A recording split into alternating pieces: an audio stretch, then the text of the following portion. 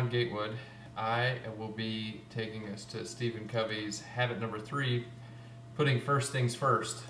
Simply that means to prioritize or to actually carry out the mission statement and long-term goals that you've set out for your company. Our example that we'll be using is Enron. Enron was a company that had a very impressive value statement. It was respect, integrity, communication, and excellence.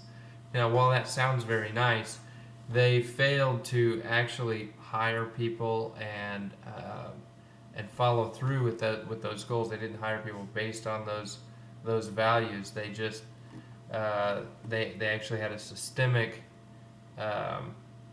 system set up to that undermine those goals.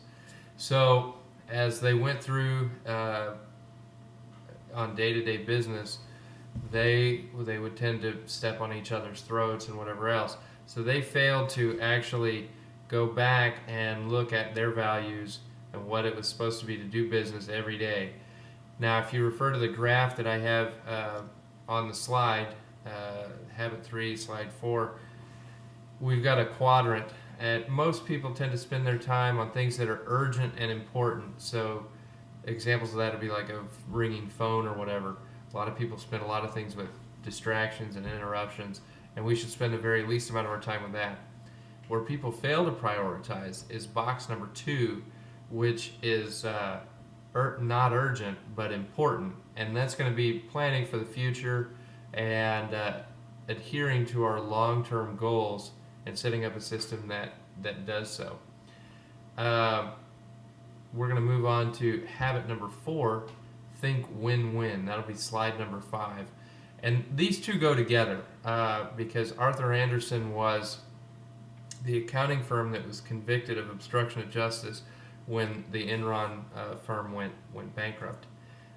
Their trial's now pending on appeal, but thinking win-win, it certainly worked out in the short term for Arthur Andersen. Arthur Andersen got to keep several very lucrative consultation contracts as well as the accounting contracts. Enron kept looking very good to their investors as their stock prices shot up, but it wasn't very good for the long term.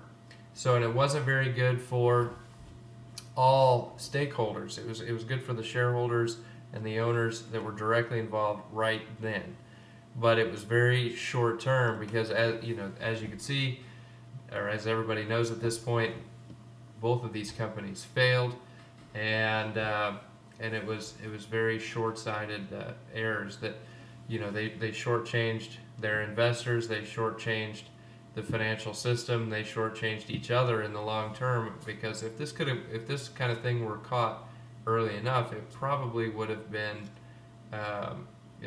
could have been corrected. But they failed to think win-win in the broad sense, and therefore they failed.